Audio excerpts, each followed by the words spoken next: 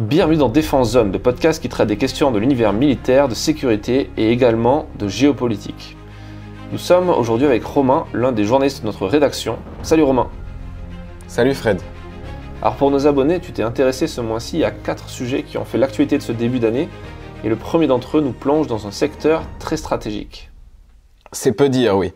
Il s'agit du marché de l'uranium. Après une dizaine d'années de disgrâce, l'électricité nucléaire revient en force, à l'heure où les dépendances aux combustibles fossiles se révèlent au grand jour. Selon l'OCDE et l'Agence internationale de l'énergie nucléaire, il y aurait 8 millions de tonnes d'uranium disponibles dans le sol, soit environ 130 ans de consommation. De quoi faire face à l'explosion de la demande, en somme. Cependant, ce serait une grave erreur de croire que l'énergie nucléaire peut faire office de solution miracle. Le prix de l'uranium a augmenté de 68%, et cette hausse ne fait que commencer. Selon la World Nuclear Association, en 2040, la demande devrait atteindre 132 000 tonnes, alors que la production devrait quant à elle diminuer de 54%. Malgré un très bon positionnement du pays sur ce secteur, les centrales nucléaires françaises sont à 100% dépendantes de seulement 4 fournisseurs. Quelle place occupe la France sur le marché de l'uranium ? Qu'en est-il des grandes puissances mondiales ? Quels risques sont à prévoir ? Vous découvrirez tout cela dans cet article. Ton deuxième article revient sur un sujet qui a énormément fait parler de lui ces derniers temps, à savoir l'éventuelle co-belligérance des pays occidentaux dans le conflit russo-ukrainien. Les pays aidant l'Ukraine à résister à l'invasion russe sont-ils des co-belligérants ? C'est vrai que cette question a fait couler beaucoup d'encre. Pour de nombreux experts, il n'y a pas le moindre doute. La France et les autres alliés de l'Ukraine ne peuvent en aucun cas être considérés comme tels. Et l'envoi d'armements de plus en plus lourds et offensifs n'y change absolument rien. Pour d'autres, c'est bel et bien le cas. Sans que cela ne remette forcément en cause l'aide apportée aux forces armées ukrainiennes d'ailleurs. Si le sujet fait débat, c'est parce que la notion de co-belligérance reste floue.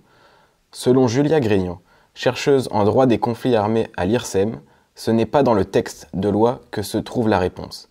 Cette question est en réalité éminemment politique, affirme-t-elle. En effet, fournir du matériel de plus en plus décisif implique des risques qui doivent être analysés. C'est ce qui est à l'origine, par exemple, de la longue hésitation allemande à fournir ses chars Léopard. En définitive, l'enjeu n'est pas de savoir si tel ou tel pays se trouve être une partie prenante dans ce conflit, mais d'anticiper finement les réactions du Kremlin pour assister l'Ukraine sans provoquer de réactions en chaîne incontrôlables. Et depuis cette guerre, depuis que la guerre est de retour sur le continent européen, on entend de toutes parts que la France doit être prête à faire face à un conflit de haute intensité, et cela passe aussi par la préparation opérationnelle des hommes et du matériel. Effectivement, oui. C'est un sujet auquel se sont intéressés 2 députés de la commission de défense de l'Assemblée nationale, et leur conclusion est très intéressante, je trouve. Elles ont identifié de nombreuses bonnes pratiques, mais également plusieurs freins qui empêchent l'armée française d'atteindre les objectifs de préparation opérationnelle prévus dans la loi de programmation militaire. Principalement dans l'armée de l'air et de l'espace, où la disponibilité de certains matériels limite la préparation des pilotes et des personnels navigants. Pas d'avion, pas d'entraînement tout simplement. La présence de creux capacitaires engendre également un manque d'entraînement sur certains segments de la préparation des marins et des soldats de l'armée de terre. En tout, 7 propositions ont été formulées et elles sont analysées dans cet article.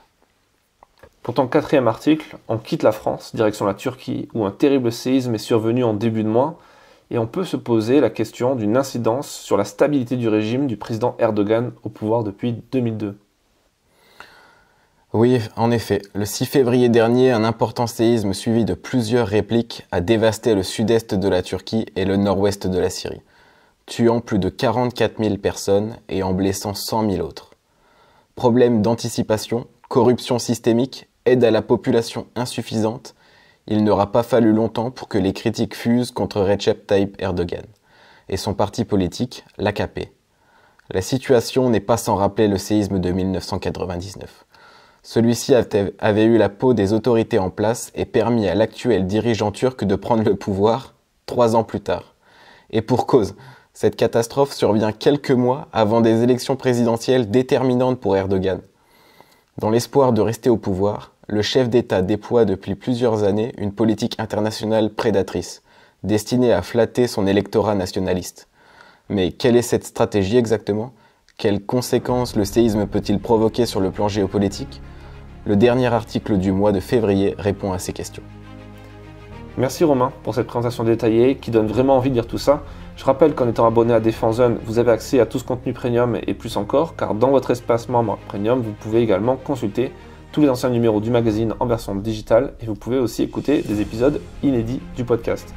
Pour ce faire, rien de plus simple, rendez-vous sur notre site internet défense-zone.com, puis cliquez sur l'onglet Abonnement Premium en haut à droite et sélectionnez l'offre qui vous intéresse. Si vous êtes plus papier que numérique, vous avez également la possibilité de recevoir notre magazine trimestriel directement dans votre boîte aux lettres. Donc rendez-vous sur notre site internet pour retrouver toutes les infos et à très vite pour un prochain épisode du podcast.